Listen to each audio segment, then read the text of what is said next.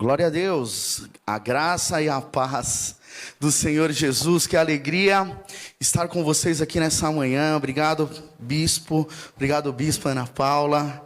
Eu amo a vida de vocês demais. Eu lembro que teve uma vez que eu estava andando aqui nessa avenida, eu passo sempre aqui a Cezefredo Fagundes, eu estava subindo Cezefredo Fagundes e eu não tinha mais assim para onde ir. Eu tinha sido mandado embora do emprego. E eu subi na Cezefredo Fagundes. Eu passei na frente de uma igreja. E quando eu cheguei na frente da igreja, eles, por incrível que pareça, o culto tinha acabado. E aí, tinha um jovem na frente da igreja. Eu falei assim, nem para ir na igreja eu estou servindo, né? E quando eu chego na igreja, o culto já acabou. E aí o jovem pegou e falou para mim assim: vem terça-feira aqui, eu lembro até hoje o dia, terça-feira, acho que se eu não me engano 18 horas, você vai vir terça-feira 18 horas aqui, que tem uma reunião aqui, e Deus vai te abençoar. E eu não tinha mais o que fazer mesmo, não tinha namorada, não tinha emprego, não tinha nada na minha vida, falei, eu vou nesse negócio aí. E eu fui, eu lembro que eu cheguei, entrei na igreja, aí o salão estava vazio. Aí eu olhei e falei assim, te deu errado de novo, deixa eu ir embora. Aí eu falei, não, é lá embaixo. Tinha uma escadaria assim, não tinha, Bispo? Uma escadaria assim. Aí a gente descia a escadaria assim, era lá no subterrâneo, parecia a caverna do Batman. Você descia lá embaixo. Aí quando eu cheguei lá, estava lá o Bispo e a Bispa ministrando, um grupo de jovens assim, bem grande, assim, reunidos. E quando eu vi a vida desses dois, aquele dia... Isso daí, se eu não me engano, foi em 97 para 98. E eu vi vocês ministrando. E aquilo me inspirou de uma tal maneira que eu falei assim, eu preciso, é isso que eu quero. É isso que eu acredito. É isso que eu quero ser igual a eu quero ser igual a esse cara aí. Que ele não era bispo, ele era o babão. Eu falei, eu quero ser igual a esse cara. Eu quero ser desse jeito, eu quero ser... Quando eu vi a bispa, eu falava assim, eu quero ser desse jeito. E aquilo me inspirou e me inspira até hoje. Eu quero dizer para vocês, vocês são referenciais na minha vida. Vocês foram referenciais na minha vida. E se hoje eu sou pastor, e assim, tudo tem a ver com o início de inspiração através da vida de vocês. Então, o Ministério MAS, eu vi aqui 16 anos demais. Mas... já faz muitos anos, além desses 16 anos, que Deus tem usado a vida de vocês para abençoar pessoas, para inspirar pessoas, para salvar pessoas. E eu faço parte desse ministério de vocês. Eu louvo a Deus por isso. Se através da minha vida, eu conheço pessoas que se converteram através do meu ministério, e hoje são pastores e estão ministrando em outros lugares, também é um ramo também de vocês, daquilo que Deus usou a vida de vocês. Então eu gostaria, querido, convocar você a dar uma salva de palmas a Deus, pela vida do bispo e da bispa de vocês, porque eles são usados por Deus, por eles se permitirem ser usados como instrumento de Deus, para abençoar tantos, né? E não dá tempo de falar que tanta loucura que o bispo já me ajudou. Eu ministrei, fiquei 3 anos e meio como pastor no presídio, e todas as vezes que eu ligava, bispa, vem aqui e tal, me dá uma força, eles iam com todo carinho, e nós fizemos uma loucura. Nós fizemos uma coisa no presídio, que o coronel do presídio falou para mim assim, isso que vocês fizeram aqui, isso não vai acontecer nunca. E nós fizemos um evangelismo dentro do presídio, e naquele dia nós ministramos para mais de 700 pessoas dentro do presídio. E aquele dia lá, o evento que nós fizemos, chegou até o secretário da Segurança Pública de São Paulo, ficou sabendo daquilo que nós fizemos lá dentro. E as pessoas se converteram, pessoas aceitaram Jesus através da vida de vocês que estiveram lá ministrando com a gente, muitas coisas, e o Evangelho de Deus tem se espalhado através da vida de vocês. Eu louvo a Deus pela vida de vocês.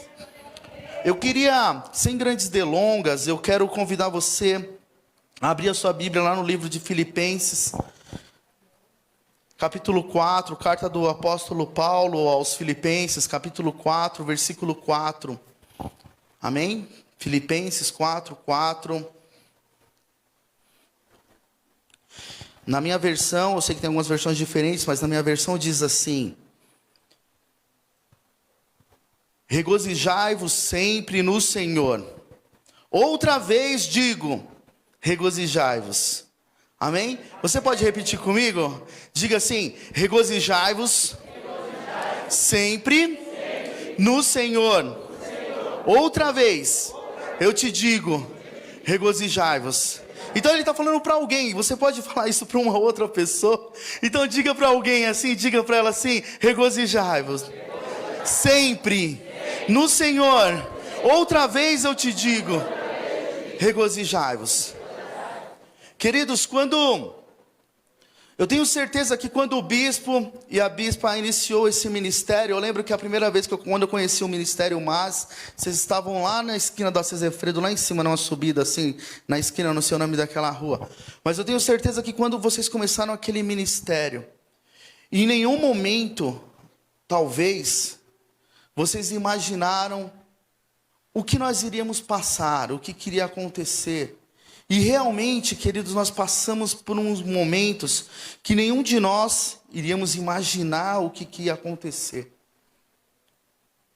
E ano passado nós ministramos e quem que ia imaginar que nós teríamos as igrejas fechadas?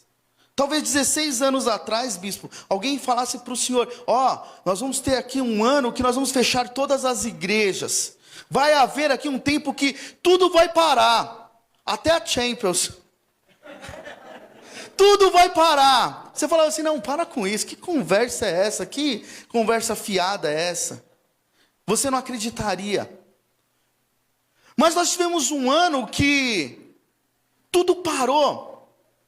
E aí as igrejas começaram a fazer cultos através de live, e eu vi vocês fazendo alguns cultos, cheguei até a assistir algumas lives de vocês, eu vi lives de vocês muito legais, eu vi uma live de vocês faziam até eu acho que na sala do senhor, né, que eu vi o sofá lá, né, lá na sala da casa do bispo, e nós começamos a fazer live também, o pastor Carlos também, começamos a fazer algumas lives lá na igreja, eles já estavam fazendo lives, e nós começamos a reunir, e nós orávamos, e nós falávamos, Deus, a gente precisa fazer alguma coisa, aquilo incomodava, eu tenho certeza que aquilo incomodava o coração do bispo, a gente falava, meu Deus do céu, a gente não pode deixar esse povo se perder, porque nós como pastores, você como líder, você tem uma responsabilidade, Deus coloca pessoas ali, por sobre você, por responsabilidade sua, e é responsabilidade sua, e a gente se incomodava com aquilo de tal maneira, e todas as vezes que a gente ia fazer uma live, eu parava lá na igreja com o pastor Carlos, nós orávamos, falando assim, meu Deus, misericórdia, como que nós vamos fazer? As pessoas não podem se perder, as pessoas não podem sair, e como que nós vamos fazer? E era uma loucura, cada live era um aperto no coração. Eu falo para vocês, eu tenho certeza, porque era isso que aconteceu conosco. Mas eu lembro, querido, que todas as vezes, mesmo em live, todas as vezes que eu subia num altar desse, para ministrar, já teve vezes da gente ministrar, tá lá na igreja, eu, o pastor Carlos, a presbítera Sandra, a esposa do pastor, ministra, a gente gravando live, e quando eu subia no altar, e quando eu começava a ministrar, querido, eu não sei da onde, Deus ele colocava uma certeza no meu coração, de que tudo ia passar, e que tudo ia dar certo, e que nós iríamos voltar. E aí sabe o que acontecia? Eu ia trabalhar, bispo, logo no começo, antes até de se falar em vacina, quando estava toda aquela loucura, eu ia trabalhar, e quando eu chegava para trabalhar, e eu não parei um dia de trabalho, meu serviço é essencial, eu não parei um dia de trabalho, e quando eu chegava para trabalhar, sabe o que acontecia? O meu chefe pegava e falava para mim assim, hoje você vai trabalhar na UTI da Santa Casa de Misericórdia de São Paulo. E eu trabalhava com uma parceira que ela sofre lúpus, ela tem lúpus, que é uma doença que quem conhece, você sabe o perigo que é uma pessoa com lúpus se contaminar através desse Covid. E nós íamos, porque nós não tínhamos escolha, nós íamos. E nós colocávamos todos aqueles aparatos, todas aquelas roupas, 2 máscaras, não sei o quê, e entrávamos dentro da UTI. Sabe o que você entrar dentro da UTI? Eu acho que ninguém quer entrar dentro da UTI por nada. Mas já pensou você entrar dentro da UTI, da Santa Casa de Misericórdia, e você puxar um plantão de 12 horas dentro da UTI de Santa Casa de Misericórdia, sem se falar em vacina. E a minha parceira, muitas das vezes, ela sentava do meu lado e ela chorava. E ela falava assim, meu Deus, eu tenho filhos. Eu falava assim, calma, Deus é contigo. E quando eu subia no altar, Deus falava assim, vai passar, vai dar certo. E eu falava assim, meu Deus, eu confesso para vocês, querido, eu não sei de onde que vinha isso. Eu não sei de onde vinha essa fé. Mas eu sei que todas as vezes que eu subia no altar, não teve uma vez que o Senhor falou assim, ó, vai dar errado. Porque nós estávamos debaixo de uma palavra, e eu fiquei imaginando, lendo esse texto, que quando o apóstolo Paulo, ele começou a escrever essa carta aos Filipenses, ele estava preso numa prisão romana, e a prisão romana, eu trabalhei muito tempo dentro do presídio, e eu tenho certeza absoluta que uma prisão romana não tem nada a ver com as nossas prisões brasileiras, porque dentro das nossas prisões brasileiras, nós estamos debaixo de um decreto assinado de direitos humanos, aonde que o preso tem que ser tratado com dignidade, e isso realmente tem que acontecer, porque toda pessoa ela tem sim o direito de cumprir a sua pena com dignidade, mas as prisões romanas não era desse jeito, não existia tratado de direitos humanos, isso foi assinado em 1948, e o apóstolo Paulo, ele estava lá aguardando o julgamento, ao qual muitos daqueles que estavam talvez com ele naquela fila de julgamento, eram condenados à morte.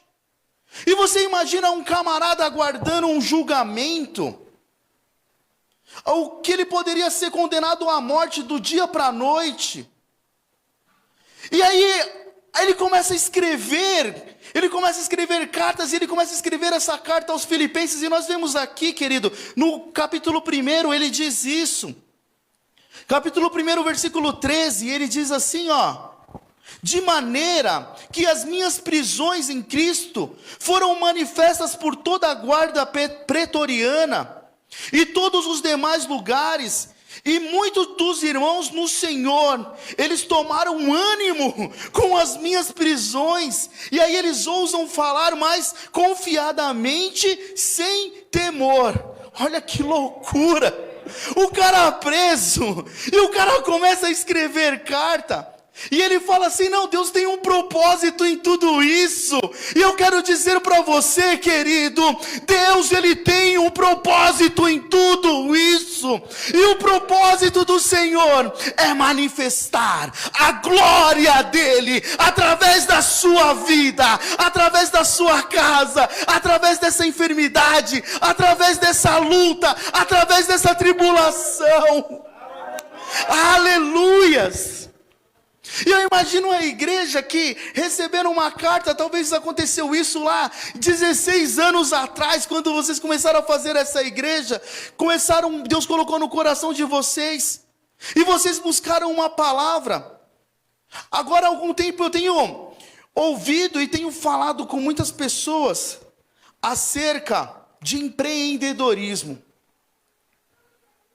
E uma das coisas que a gente costuma falar quando vai falar de empreendedorismo é falar para você assim, muitas das vezes você precisa ter um plano B. Porque se você estiver indo numa caminhada e de repente você fez todo um projeto, e se aquele projeto ele não deu certo, ele aconteceu algumas coisas, talvez aconteceu uma intervenção que você não esperava, talvez aconteceu uma crise que você não esperava, você precisa ter um elemento de escape. Mas, quando a gente fala da palavra de Deus, querido, a palavra de Deus não existe um plano B, porque o plano A não falha. E eu fico imaginando quando eles perguntam, falam para Paulo, quando Paulo fala, regozijai-vos no Senhor, e de repente ele fala, outra vez eu vos digo, regozijai-vos, porque talvez, querido, ele imaginou, que depois quando você começou há 16 anos atrás um ministério, você não imaginava tudo isso que você ia passar, e talvez em algum momento da sua vida você falasse assim, mas e agora? Mudou tudo. Aquela estabilidade que eu tinha, eu não tenho mais, pastor. Aquele emprego que eu tinha, eu não tenho mais. Aquela verba que entrava não entra mais. E agora? E nós esperávamos toda essa crise passar, e já tinha sido anunciado que depois dessa crise viria uma segunda crise, uma crise financeira. E um dia que reunido eu, o pastor Carlos, juntamente com o pastor Moacir, nós falávamos, porque a igreja somos nós somos a igreja. E quando nós passamos por dificuldade, a igreja também sofre, por isso que nós temos que sim, orar um pelos outros, interceder um pelos outros, porque isso é ser igreja. E nós reunidos falamos de questões financeiras, e aquele dia eu saí da igreja. E quando eu saí da igreja, eu saí indignado da igreja. Eu falei: Senhor, me dá uma palavra, Senhor, me dá uma palavra. Eu preciso de uma palavra. E quando o Senhor ele me trouxe a esse texto, Filipenses 4:4, ele diz: regozijai-vos sempre no Senhor. Eu falei: mas amém, Senhor, porque regozijai-vos quer dizer alegrar-se, mas nós estamos passando uma crise, eu preciso de uma palavra. E talvez por isso que falaram para Paulo, e talvez por isso que Paulo escreveu isso de novo. Eu fico imaginando, talvez será que alguém virou para Paulo e falou para Paulo: mas beleza, Paulo, esse é o plano A, e agora qual que é o plano B? Aí Paulo ele responde: outra vez eu vos digo, regozijai-vos, porque o plano A não mudou, porque o meu Deus não muda, porque o seu Deus não muda. Diante de toda essa tribulação, diante de toda essa dificuldade, o meu Deus, o seu Deus, ele continua assentado no seu trono de glória, no controle de todas as coisas. Ah, pastor, lá no Afeganistão está acontecendo toda aquela loucura, onde está Deus? Deus está assentado no seu trono de glória, no controle de todas as coisas, pronto para salvar a humanidade, pronto para restaurar, pronto para fazer novas coisas. E regozijai-vos, querido. Ele quer dizer alegrai-vos, sim, ele quer dizer alegrai-vos. O pastor Moa lá, o pastor presidente, ele é bem antigão, vocês devem conhecê-lo. Se não conhecer, vocês estão perdendo, muita gente boa. E ele entra na igreja, tem dia que ele cantando assim: alegrai-vos sempre no Senhor, alegrai-vos no Senhor. Ele entra desse jeito na igreja. E quando eu fui estudar esse texto, e ele falou, regozijai-vos, ele tem ele quer dizer alegrai-vos, mas ele também tem outros sinônimos e outros sentidos. Tanto que lá em Filipenses no capítulo 2, no versículo 18, o apóstolo Paulo ele também diz assim: e vós também regozijai-vos e alegrai-vos comigo. Então peraí, se regozijai-vos quer dizer alegrai-vos, ele não ia dizer e vós também alegrai-vos e regozijai-vos. Porque é muito pobre você dizer somente isso, que regozijai-vos quer dizer alegrai-vos. Regozijai-vos é mais que alegrai-vos. Regozijai-vos quer dizer também contentai-vos. Quer dizer que ele é suficiente. E quando ele diz para você, querido, regozijai-vos no Senhor, outra vez eu vos digo, regozijai-vos, muitas vezes ele está falando para você, bispo, bispa, talvez ele esteja falando para mim, pastor, talvez ele esteja falando para você: olha, você talvez nesse ano não esteja morando na casa que você quer morar. Talvez nesse ano você não esteja andando com o carro que você quer andar. Talvez esse ano você não esteja trabalhando no emprego que você quer trabalhar. Mas eu quero dizer algo para você, que ele é suficiente. E que nada tem te faltado, porque ele tem te dado o suficiente. Porque ele tem sido suficiente para você. Talvez a igreja ainda não chegou aonde Deus colocou no seu coração, bispo, bispa, mas o Senhor manda dizer para vocês: ele é suficiente. Regozijai-vos no Senhor, porque ele tem te sustentado. Até aqui nos sustentou o Senhor Jesus. Oh, em nome de Jesus. Meu irmão, quem que achou que talvez que não ia virar 2020 para 2021? E eu lá dentro daquela santa casa, daquelas loucuras lá, eu falava assim, meu Deus. E o Senhor vira e fala assim, calma, talvez você não está onde você queria, mas eu sou suficiente. Regozijai-vos no Senhor. E o apóstolo Paulo lá na prisão, ele continua escrevendo essa carta. E ele dentro de uma fila a qual ele poderia ser condenado à morte no capítulo 2. Lá no versículo 24 ele diz assim. Você está com a sua Bíblia aberta aí? A minha Bíblia diz assim, ó. Imagina o cara passando maior luta, maior tribulação. Aí ele escreve para os caras lá de Filipos. Mas eu confio no Senhor. Eu não sei que luta que você pode estar passando agora. Eu não sei se a enfermidade bateu na porta da sua casa. Eu não sei se de repente a luta financeira bateu na sua casa. Mas eu quero dizer uma coisa para você, querido. Confie no Senhor para sempre. Continue confiando porque Ele não mudou. Os planos de Deus por sobre a sua vida não mudou. As promessas de Deus por sobre a sua vida não mudaram. E a palavra de Deus diz que Ele é fiel. O apóstolo Paulo, ele diz isso aqui, ó. Eu confio em Deus, que um dia eu vou estar aí com vocês, filipenses. Eu quero dizer para você, o cara está na fila da morte. E ele fala assim, não, eu não temerei a morte. Como é que é, pastor? Eu não temerei o mal, se o Senhor comigo. Meu Deus, o cara lá. E ele escreve assim, ah meu Deus, que loucura. Eu confio no Senhor. Então, em primeiro lugar, querido, em nome de Jesus, eu quero convidar você a saber que nós passamos por luta, mas nós não vivemos em luta. A palavra de Deus, querido, lá em 2 Coríntios, capítulo 4, versículo 17, diz, porque a nossa leve e momentânea tribulação produz em nós um peso de glória. Sabe o que significa? Você está passando por luta, você está passando por dificuldade. Talvez signifique que a sua leve e momentânea, sabe por que é leve?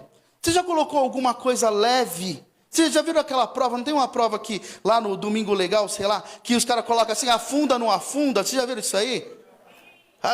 Né? Aí coloca lá, não sei o que lá, olha aqui, essa goiaba vai afundar, não vai? Aí põe lá, esse pedaço de madeira, afunda, não afunda? Você já viram isso daí? E aí você pega aquilo que é pesado, afunda, e aquilo que é leve, não afunda. E quando ele diz para você assim, essa leve tribulação, ele está dizendo para você, você está passando por essa luta, mas essa luta não vai te afundar, essa luta não vai te derrotar, não vai levar você lá para baixo não, em nome de Jesus. E ele continua dizendo para você assim, ó, ela é momentânea, significa assim, vai passar. Vai passar, porque nós passamos por luta, nós não vivemos em luta. E ele continua dizendo assim, a tribulação ela produz. Você sabe o que é produzir? Produzir é fazer algo que não existe. Talvez você não esteja vendo uma saída, talvez você não esteja vendo uma porta. Mas eu quero dizer para você, meu irmão, em nome de Jesus, vai produzir, vai acontecer em nome de Jesus. O Senhor tem grandes portas de livramento por sobre você, em nome de Jesus, continua crendo. E ele continua dizendo aqui, e ele produz, para que aí sim haja um peso de glória. Tudo isso que você está passando, toda essa loucura, vai produzir glórias ao Senhor. E quando as pessoas olharem para você, as pessoas vão falar assim: meu Deus do céu, eu quero ser igual a vocês, eu preciso andar igual a vocês, eu preciso falar igual a vocês. Igual a pessoa que trabalhava, minha parceira, falava para mim, falava assim: olha, eu preciso ter essa fé também, eu preciso acreditar. E nós passamos, e eu louvo a Deus, porque no meio de toda essa tribulação, praticamente 2 anos, nem eu nem ela fomos acometidos desse mal de Covid, todos os dias.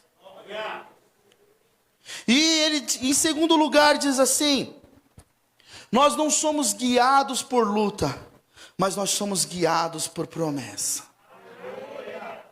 Queridos, quando nós estamos passando por luta, muitas vezes nós focamos em luta.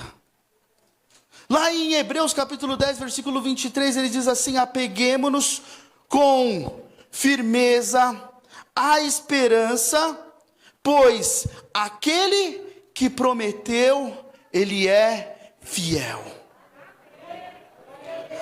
Querido, em nome de Jesus, aquele que prometeu, aquele que deu uma promessa por sobre a sua vida, ele é fiel para cumprir. Por isso eu quero dizer para você: pare de olhar e focar a sua luta. Comece a olhar, querido, aquele que te prometeu a vitória.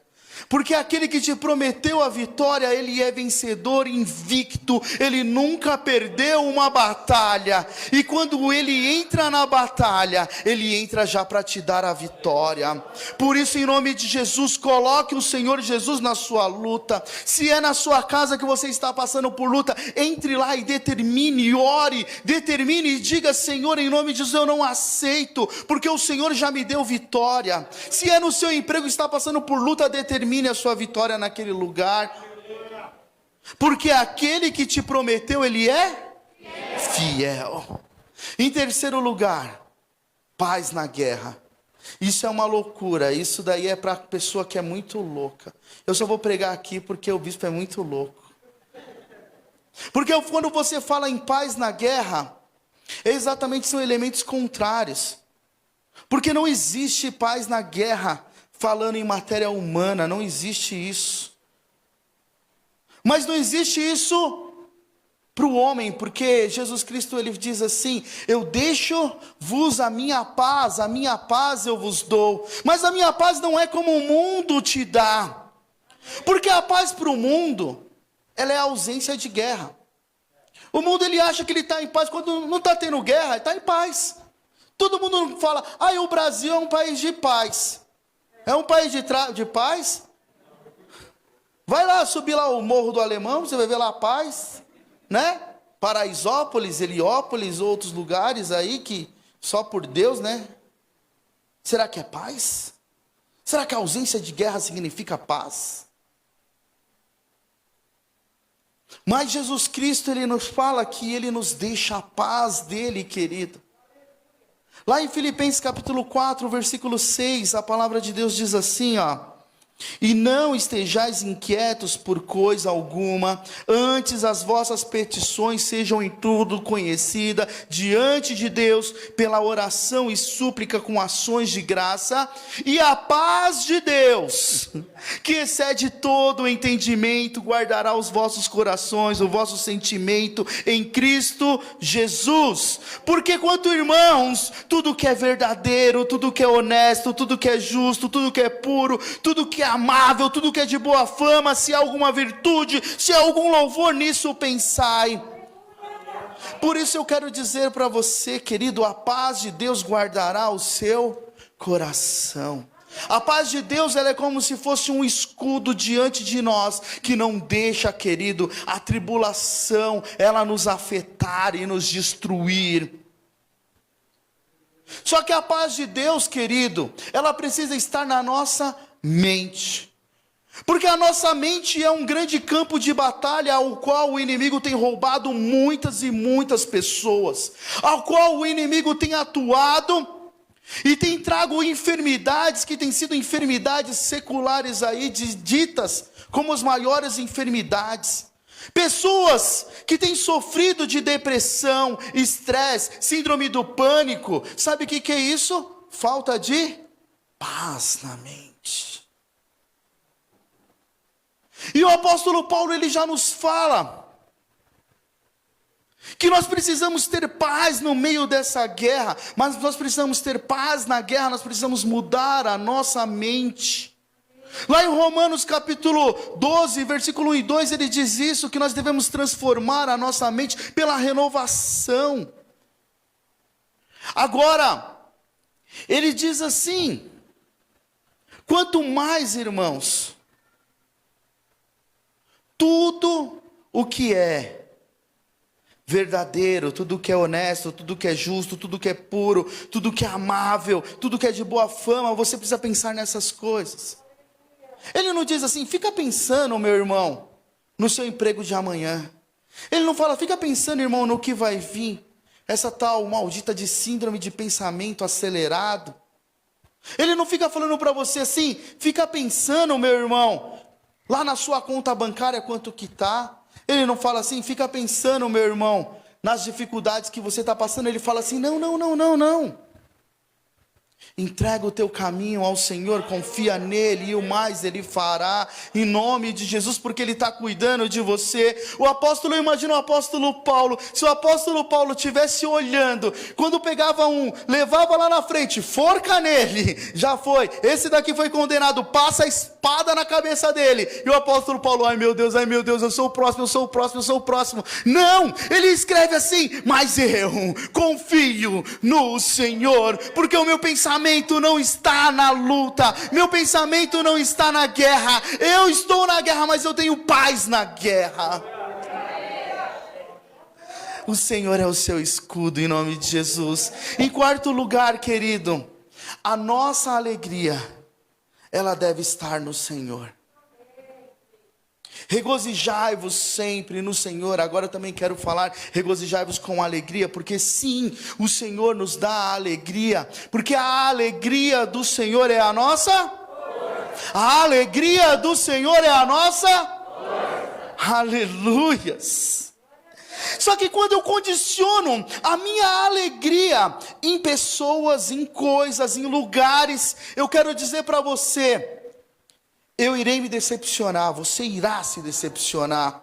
Porque você pode comprar um carro lançamento do ano de 2021. Lança tantos que eu nem sei qual que é o top, mas deve ter aí. Aquele que você pensa, você vai comprar. Se talvez o bispo tivesse feito isso em 2016, ao invés de montar a igreja, ele tivesse comprado um carro em 2016. Provavelmente, talvez, hoje o senhor estivesse decepcionado, porque aquele carro não era mais o top, porque aquele carro talvez estivesse dando defeito, porque talvez o carro furasse o pneu, deixasse o senhor lá no meio da Imigrantes, descendo para a praia. Meu Deus do céu. Talvez, se você se colocar e se condicionar, a sua alegria, aquilo que é profissional, talvez você conquiste, talvez você chegue, mas talvez quando você vai ver que o seu emprego do sonho não é tão do sonho assim, talvez você vai ver que aquilo que você acreditou não era aquilo. Quantas pessoas passam 4, 5, 6 anos fazendo a faculdade, e quando acaba a faculdade, ficam igual piro doido, assim, para lá e para cá, e falam assim, pastor, eu acho que não era isso que eu queria. Mas eu quero dizer uma coisa para você, meu irmão. Quando a minha alegria, ela está no Senhor, Ele não falha, Ele não te decepciona, Ele não te deixa na mão. Às vezes eu ia em alguns encontros de casais, bispo, e aí os pastores falavam assim, olha, você casou para fazer a outra pessoa feliz. E a gente olhava, e hoje eu penso diferente, porque felicidade, ela é um sentimento. Felicidade está dentro da pessoa, está dentro de você. Felicidade é uma escolha, igual amor, eu escolho amar. E eu também escolho ser feliz. A sua felicidade não depende do seu cônjuge, porque o Senhor Jesus Cristo, Ele morreu na cruz por amor de você. Ele morreu na cruz para que você seja feliz independente daquela pessoa. E se hoje você se determinar a sair daqui e você falar assim: eu vou ser a pessoa mais feliz do mundo, eu quero dizer para você, não existe um cônjuge que vai tirar essa felicidade de dentro de você. A felicidade não depende de coisas. E quantas vezes nós nos paramos, nós nos decepcionamos, e só o nosso travesseiro sabe o que nós passamos. Só Ele sabe o que nós passamos. Para encerrar, querido, eu queria te chamar você a se colocar de pé nesse momento. E eu quero compartilhar com você, querido, um texto.